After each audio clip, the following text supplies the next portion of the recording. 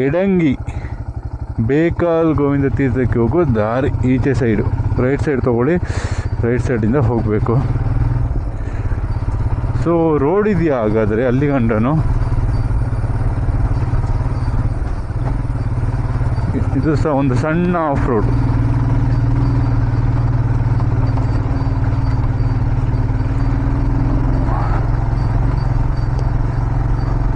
$350 meter pending.